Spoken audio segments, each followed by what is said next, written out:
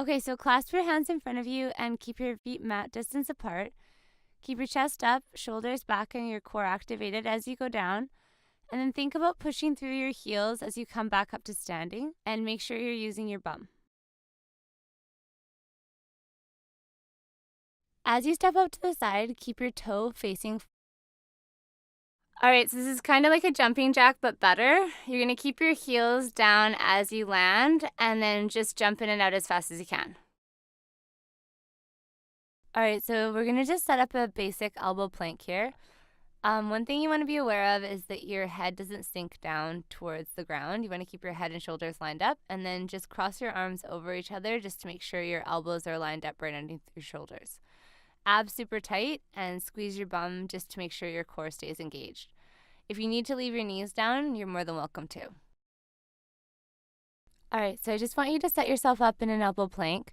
Check in with your alignment and keep your shoulders down away from your ears, head lined up with your shoulders, and hips down in a neutral position.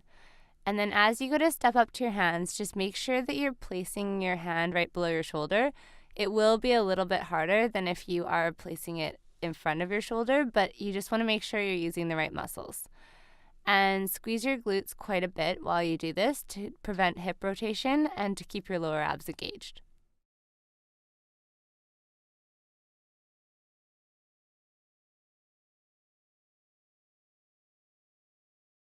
Place your palms on the bench behind your bum and then roll your shoulders back to open up your chest, and then make sure you're lowering down to 90 degrees each rep and coming up to full extension. All right, so crawl it down, hands shoulder distance apart, shoulders down away from your ears, and head lined up with the rest of your body. And then as you're lifting your knee up, you want to go out to the outside of your elbow, so not straight into your chest, but to the outside. And then just be aware here that you're feeling this movement in the lower abdominal muscles, not in your hip flexors. Okay, so for this exercise, you're going to roll up to the top of the motion, but as you do, I want you to not use the momentum of your arms. I want you to keep everything really controlled, especially on the way down. Don't give yourself whiplash. So lower abs first, control, control, control.